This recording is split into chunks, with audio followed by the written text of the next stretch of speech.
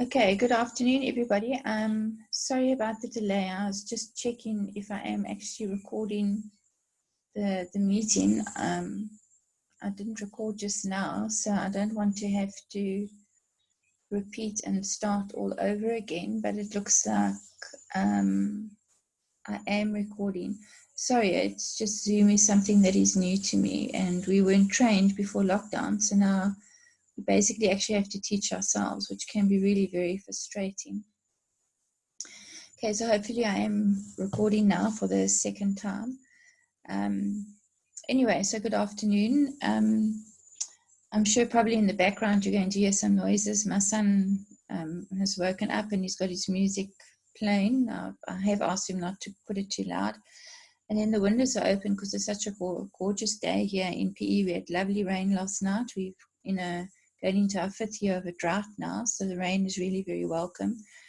And because of lockdown and no cars and no people outside, we really can hear the birds in the trees. And as I said, for the first section, you may hear the odd duck quacking or the odd chicken chirping or the odd dog barking. And I apologize, but those are just our pets outside. Okay, so let's have a look at section number 2A. I've called it 2A because I'm not sure if the whole thing will upload or not. And this is where we have a look at the retail environment. So if we have a look, these are the objectives, the same as in the previous section where we had a look at objectives. In other words, what you want to achieve by the time that we have finished this particular section of work, what you should know. I'm not too sure if you have done the different forms of environment before. I'm sure you might have done it in one of your other modules because it is an environment that does come up very often, especially in marketing, maybe in sales. So what I'm going to be doing is this particular section concentrates on the macro environment and we just apply it to the retailer. So it won't be as long as the previous section number 1 that we did. So if we have a look at the trends in retailing, as far as the environment is concerned, we say the environment changes, both consumer needs and what the retailer should be offering are normally affected by the environment that changes. So if we have the coronavirus as an example, which is very prevalent in many examples that will be used today, you can see that the whole environment has completely changed because of that particular pandemic. So now consumer needs and wants have changed, and the retailers, their offerings, in other words, their items or their products that they offer are then also affected. So now you'll find retailers stocking a lot more sanitizers, a lot more disinfectant soaps, for example. They may sell masks, they may sell screens, etc., because now the needs of the consumer has actually changed. So that's why it's important to keep up with our macro environment, which we have a look at a little bit later. So if we just look at a change in requirements for consumers, it could be your choice of product, and your choice of product could change because of your income, because of technology or lifestyle changes that you have. So for example, now being in lockdown here in South Africa, we've moved to level number 4, which is really no different to level number 5. The major difference really is that we are allowed to go outside of our property to exercise from 6 to 9 in the morning. Thereafter, we need to be back into our homes or our apartments or on our property, and we may not go out unless we are going to buy food or an essential item or go to the doctor. So there you can see our lifestyle has drastically changed because of that, and therefore the choice of our products would also have changed. Our income would change because many people unfortunately now are not earning an income, and then obviously the technology would play a far greater role at the moment for things like entertainment, your cell phones, your Facebooks, your Twitters, your Instagrams, for example. So the choice of a retailer as a format of retailer would also change. You find that many retailers now have changed the design inside of their products. Many products are cornered off. You may not purchase them here in South Africa because they are considered not to be essential items. So your whole layout of your retailer would have changed as well. With internet, the buying has become more accessible, which I've mentioned before, although internet buying in South Africa at the moment wouldn't really help because none of the courier companies are allowed to work as yet. Then your shopping times, your stores stay open much later. We have a look at this a little bit later on. And then we get different types of convenience stores that also open. So if we have a look at the two forms of environment, there are two types. We get a macro environment and a micro environment. So the macro environment is the one which we concentrate on for today's section of work. And as I say, I'm sure you must have covered this in one or two of your other modules. So these are the factors on the left-hand side in the blue block that we have a look at as far as the macro environment is concerned. Please remember the macro environment is the external environment, and because it is external to the organization, we do not have control over that particular environment. So we cannot say, hey, Mr. Coronavirus, please disappear so our lives can get back to order. Or we are in a drought, let it rain because we're in a drought and we need water. We've got no control over what happens outside of the organization. So to the right-hand side, factors that fall out of the control of the retailer, effect on the functioning of the business in a positive and a negative manner. It could provide opportunities, which would be positive, and threats, which would then be negative. This is the other environment, which is your micro environment, which deals directly with the organization, inside of the organization. So they have more control over that, those particular factors. So here we say to the right, made up of elements close to the business that affect it and the way that it operates, and it can also present you with strengths or weaknesses. So now what we're going to do is we're going to have a look at each of those factors in our macro environment, which were indicated in the objectives that we had a look at earlier on. Okay, so under demographic, we have a look at race, age group, income, and geographics. Remember, demographic, meaning that it is the statistical study of the population. So this is where you have a look at a population and you will determine what their race is or their ethnic group, their age group, their income, and where they actually stay. And obviously this is important because it affects the needs of the consumers. The retailer needs to know this information so that they can go about satisfying their target market's needs and wants. They just give an example where they say, for example, your income may increase. If your income increases, then you may want to buy more luxury goods or more branded products. And obviously the retailer would need to know that because they would then need to stock those items if it goes with the retail image, of course. And then there's just a definition of demographics. So these are the factors that fall under your demographics is your population size. So we have a look at the population size of a particular country, see how many millions of people are actually in that particular country. Your store needs to change strategies to satisfy lucrative markets. And then also we have a look at the location of the population. So we have a look at the density of the population. In other words, in what specific areas in a country are the people mostly populating, and where is it at its densest? And you would find in the urban areas, that is obviously where you've got your high density of population, as opposed to rural areas, which would be your farming communities. Or you would get your suburban areas where you find they are on the outskirts of urban areas and they commute in to urban areas to their place of work. Obviously, that is important because it helps the retailer to decide where to locate their stores as well as their distribution centers. Another factor under demographic is our income, and that would help determine your line of products or your product mix that that particular retailer in that particular area is going to carry. Under income, we have our household structure. We've got a number of people who live together in a domestic arrangement and a shift in traditional household structure. So if we have a look at the second one, traditional household structure, that is where many years ago you would have a mother, father, and two children. The father would probably be the main breadwinner. The mother could be staying at home, or the mother may have a job, but she generally would earn less than the father or the husband. But now, due to consumers becoming more complex, because women want to work as well and get an education, we find that that traditional household structure has now changed. Also, we need to know the number of people who live together in a domestic arrangement.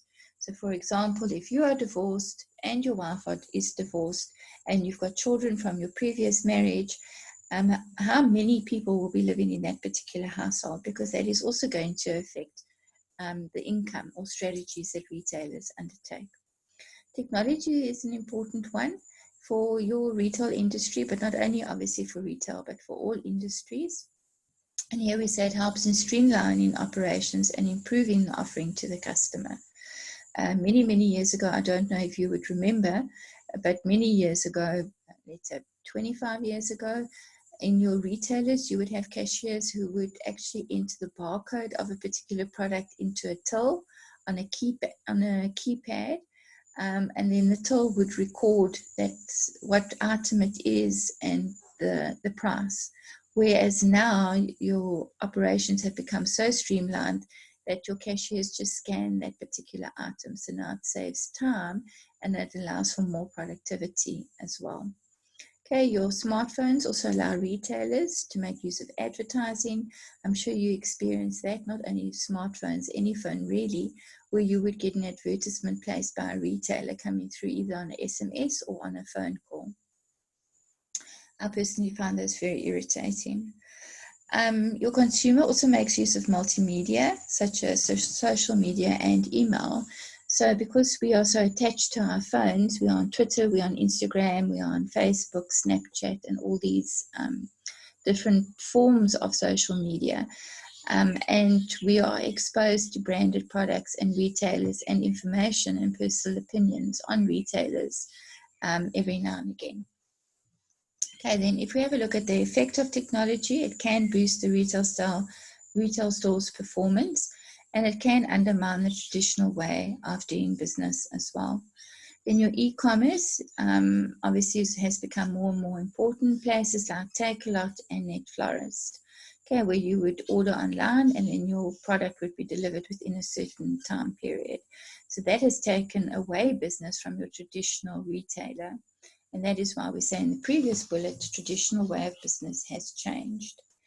If you are a retailer, you operate also on an EPOS, electronic point of sale system, where at any point in time you can go in, scan an item to see how much stock is left over and what the particular sales figures for that particular item is. Okay, this is quite important for retailers to have this particular function to assess their stock levels, because obviously once stock levels start to decline, you would then need to order from your distribution center. Okay, then we have a look at competition. Okay, so the first one we can say is your scrambled merchandising, where retailers sell goods that are not traditionally their domain. Oh dear, there goes the duck, sorry. And that is where a retailer, for example, we can take coronavirus again, where retailers are now perhaps selling products that they did not sell beforehand because of the change in the environment. So retailers could be stocking sanitizers now, disinfectant soaps, they could be selling masks, they could be selling overalls and aprons, for example, anything that they would not normally be selling, but that they have adjusted to because of the change in the macro environment. So there we say they have to adjust their marketing strategies to cope with these opportunities or threats. As retailers evolve and change, so their competitive threats can come from anywhere in the world, because remember, the world is actually a very small place now due to air flight. You hop in a plane and 9 hours later you could be on the other side of the world. So your competition is not only national but international as well. So if we have a look at our political and legal factors, these affect organizations, their business and their business dealings quite dramatically. Your current government has obviously got the power, and they have a major impact on business and business strategies. Things such as inflation, unemployment, interest rates, foreign competition need to be approached in different ways. And obviously each government in each country would approach it in a different manner. The unemployment rate in South Africa, I think, was generally standing at about 35%, perhaps maybe 40%, depending on the region that you go to. But unfortunately now, because of the coronavirus, they've predicted that that could jump astronomically due to many people that have now become unemployed due to businesses that have had to close down or that are closed at the moment. Okay, this impacts the credit and borrowing. Also, the cost of petrol would affect it, importing and exporting, and potential arrival of foreign competitors. So your political and legal factors would determine those things as well. In South Africa, the cost of petrol is astronomically high, and that is because of all the government taxes that have been placed on the petrol. Okay, then we have a look. There are new laws that have requirements. It can be costly for business, and new laws could be things like minimum payment, minimum wage, where the government has instituted that workers cannot earn less than a certain amount of money per month. Then obviously also your health and safety regulations, which would be something now that retailers would have to adjust to dramatically because of social distancing, for example, and to try and keep everybody safe as well as the employees. Then your economics, that is where retailers need to be aware of current and impending economic conditions, dramatic effect on consumer spending patterns. For example, like now, people with the coronavirus are very wary of buying luxury items or luxury food stuff because nobody's really sure how long it is going to take for the economy of that particular country to go back to normal. So your consumers are being very reluctant to spend their money on items that they may consider to be luxury items. And then there we have inflation, recession, which unfortunately many countries' economies are going into recession, interest rates, and then also change in the exchange rate. The exchange rates have changed dramatically over the last few months because of the coronavirus. I know the rand has dropped dramatically. I think to the euro, it's something like 18 rand to the euro. So you are all more than welcome to come to South Africa and visit us once everything settles down. And you really could have a lovely holiday, especially if the exchange rate remains as it is at the moment. And then we've got economic recessions, which every country and every government at the moment is concerned about because of the lack of economic activity. Okay, then we've got our social and our cultural factor. People's needs evolve and change as time moves on, and especially according to our changing lifestyle patterns, retailers need to adjust to those. So some examples of change to lifestyle patterns is your career and professional women who want to study, they want a career, they want to be professional, they want to go out there and work, they want to earn their own money, they want to contribute towards the family. And because of that, you now have different markets that open up. For example, like clothes for working women, you need daycare and childcare facilities, convenience meals, longer shopping hours because the women will also work till late. We have gender roles that are reversed and poverty of time. Gender roles that get reversed, the male or the husband, the father may stay at home now, and the wife may go out and work, and she's the sole breadwinner. Poverty of time is something that we all struggle with, and poverty of time is where there is just not enough time in a day to accomplish everything that we need to accomplish. So the retailers need to be aware of that, and they can sell ready-cooked meals, for example. Then your elderly is a new segment of the market, and they can be a rather large segment depending on the particular country. The elderly, many people now live to a much older age due to advances in the medical field and in technology, and also in health and wellness. So things like antibiotics, for example, your vitamins, eating healthily, enable people to live to a much older age, and they would then form a target market of their own. The retailer needs to be aware of this particular market as well. And obviously your shopping experience. Your shopping experience at the retailer is going to affect whether you will repeat a visit at that particular retailer, from the decor, the interest in the window decor, to the experience that you have inside with the employees, even with the items, the layout of the store, etc. Then your social responsibility, conservation and green issues actually go hand in hand, and that is where the retailer would then give back to the community. So for example, social responsibility. Now with the coronavirus, you could get food retailers that donate food parcels to people who are in need of food. Perhaps people that have lost jobs, they would donate food parcels, and that would be part of their social responsibility. Then obviously your conservation and your green issues would be things like, for example, the bags that you put your groceries in, or the items that you purchase from the retailer. I know in Germany you take your own bags with, and you pack your items into the bags yourself. Here in South Africa, we have people who actually pack for us into bags. They've tried to stop the plastic bag, but it is a problem, and they haven't been able to stop it completely.